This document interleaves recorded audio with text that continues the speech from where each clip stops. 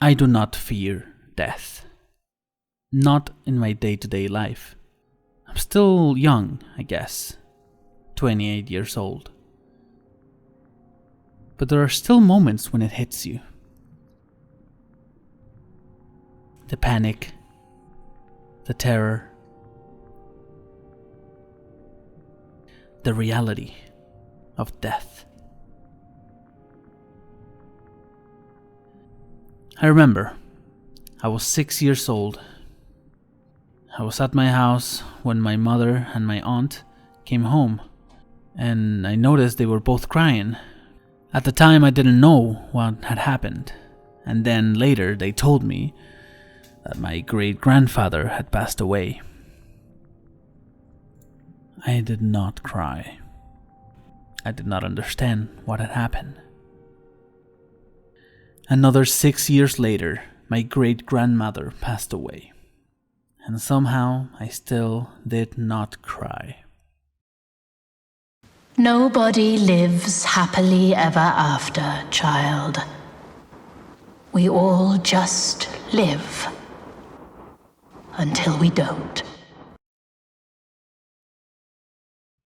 It wasn't until I was 18 years old, when my brother was born, that I started fearing that anything would happen to him. And then I felt extremely bad for my great-grandmother and for not crying when she died. When my little brother was 1, I played a game called What Remains of Edith Finch. If you know that game, I think you know where this is going. What Remains of Edith Finch is a game that talks about death. It delves into this family that supposedly has a curse that they cannot escape from, and every single one of the Finches dies. And the first part of this game that really affected me is when you go into the twins' room and experience Calvin's death. I remember moving the swing back and forth, and halfway through, I realized what was going to happen, and my heart sank.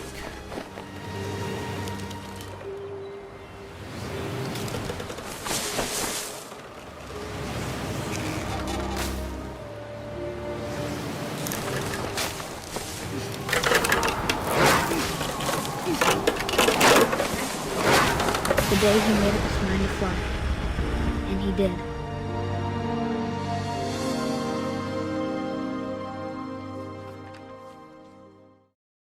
After seeing this, I just sat there, speechless, for a little bit. You know what sucks about dying? The crash, everything up till now, the brain damage, you guys, everything, has made my life so much more real. I started thinking about all the things I was going to do. I'd never been more excited to be alive. All that hope, wasted. A few years later, as I was watching Attack on Titan for the first time, I was on season 2, there's an episode where one of the scouts falls into the hands of the Titans. This show is filled with death. A lot of people die. But for some reason, this one in particular really affected me. This one scout, on the verge of death, begins to scream for her dad in a way that really disturbed me, begging for forgiveness, that she will be good, before those Titans tear her apart. There's something about this scene, about the trauma that death unlocked for this girl in her final moments, that fascinates me in a twisted way. We all die, but does that mean our lives are meaningless? Does that mean that there was no point in our being born? Erwin Smith. Fast forward a few more years later, I was watching the live action The Last of Us show. And even though I had already seen the game before, when it first came out in 2013, I was not ready for Henry and Sam's scene. Henry, give me the gun. Henry, give me the gun. What did I do? What did I do? What did I do? Henry, give me the gun. And it wasn't just the acting of the live action. I went back and checked the video game again. That scene just hit differently now. Henry's reaction and feelings to his brother's death felt as real as if I was experiencing them myself. And so I could not blame him for what he did after. Henry, no! Oh my god. Sometimes death becomes too real. It's scary. I didn't realize it, but the days came along one after another, and then 2 years were gone, and everything was gone, and I was gone. F. Scott Fitzgerald. These last two shows, especially the latter one, talk about humanity fighting a deathly threat. One that, if not careful, could wipe out the entire human race. And so I posed the question, what if it were to happen?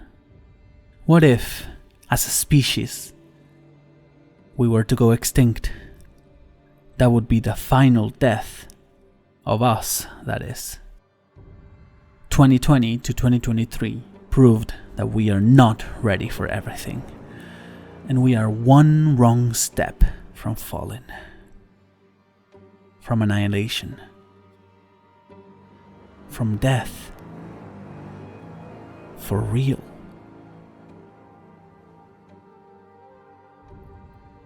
Despite the staunchest, most venerable defenses, we can never completely subdue death anxiety. It is always there, lurking in some hidden ravine of the mind. Irvin D. Yalom. I think about extinction a lot. Should a species go extinct because of another? Millions of years of evolution, surviving the odds, passing down their genes to their offspring, and then them doing the same to their offspring, just for us to come in and end it. We, humans, have caused several species to go extinct. The dodo, the stellar sea cow, the Rocky Mountain locust, the thylacine, the deepwater cisco, etc., etc. You get my point. Should we be held responsible for the death we cause upon a lower and weak, or maybe even a dumb animal? I think yes. We have the conscience to know that, at least in my opinion, no life, or in this case, string of life, should cease to exist. Be it by our hand or by nature. And I think now we can accomplish it.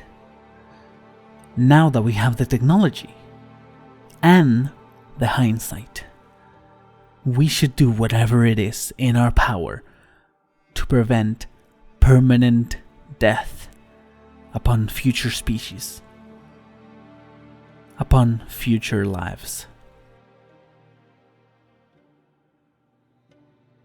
I have made my bed in charnels and on coffins where Black Death keeps records of the trophies won. Percy Bysshe Shelley. We cannot escape death. It is engraved into the universe itself. In theory, that is. Entropy plays a part in it. The heat, death, of the universe. Many have heard of this concept, but most forget about it in their daily lives, and with good reason. If it were to happen, me and you listening would be long gone, already taken by death eons ago. But the thought of all things ending, it's there, looming, haunting, and sometimes there's nothing there.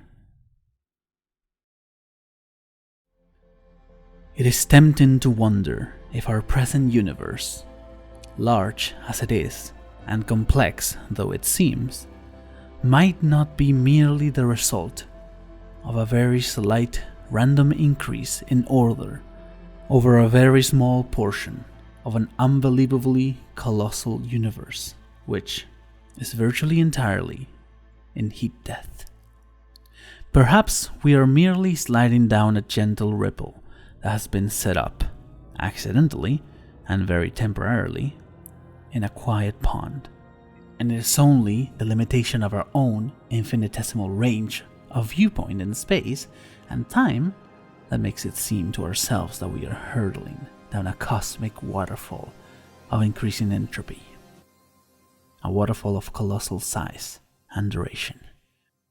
Isaac Asimov. And while I do not fear death, or rather the aftermath of it, a lot of people struggle with what happens after our hearts stop. A void? Reincarnation? Heaven or hell? Maybe you become the haunting and looming death on someone's shoulder. I can understand the feeling of not knowing. Faith plays a big part in death.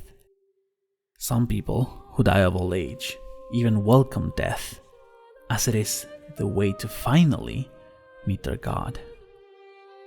And some fear it, dreading that this hell they heard everyone talk about their whole life is not just a fantasy, that they will be punished for their sins. Who can say? We'll know when we know. No eye has seen, no ear has heard, no mind has conceived what God has prepared for those who love Him. Corinthians 2:9. Every one of the Finches' death affected me the same way Calvin's death did. But there's one that I will never forget. Throughout the game, you can open the menu, which is a diary, where you can see the genealogical tree of the family, with their date of birth and their death. There was one in that diary that from the moment I saw it, I dreaded its arrival. And when I found myself crouching through a little hallway, and I looked down and saw toys, I knew it was coming. You approach a baby's crib, and you experience how Gregory, the 1-year-old, drowned. Funny was happening, but only he could see it. I think he saw things the rest of us don't. And even though the game tried to make it as nice as possible, I couldn't help but sob through the entire thing. I'm sure he's happy. He'd want you to be happy too. Good luck, Kay. Love, Sam. And after it was over, there I was, in my room, crying as I thought about my brother. The reality of death is not about me, not always. It's about those most important to me. And then again, last year, my grandfather, from my dad's part of the family, passed away. And we had an open casket ceremony for him. And when I saw him sleeping there peacefully,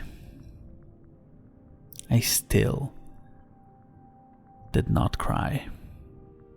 This is where your story begins. I'm sorry I won't be there to see it.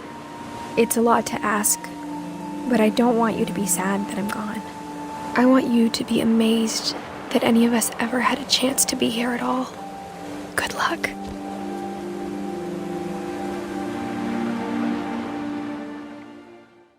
Death can take anyone at any moment, be it by accident, disease, or just natural causes. And the reality of it, the reality of death,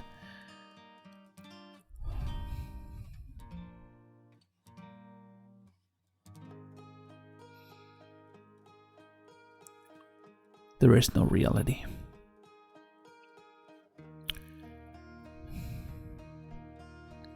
I wrote something here. There's something written on the page. But there is no truth. You will be remembered. You have left your mark in this world. But there's no solution to death. And that's real.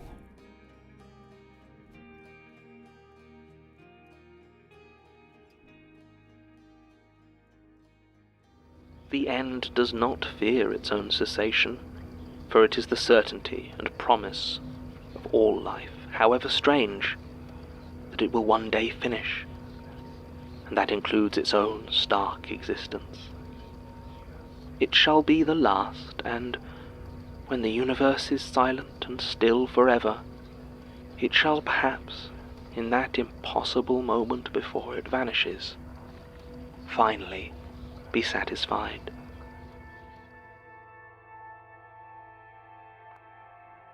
My best friend died today. In the abstract, a human death is nothing, of course. An insignificant blip in a sea of billions. But the world is not abstract. Reality is always specific, painfully so. And that one specific human being who existed only once in all of the infinity of time and space, that human being was my friend. But he's not coming back, no matter how much I want him to. So, all I can do in the end is keep working, because that specificity, that uniqueness of people, of real people, is worth preserving.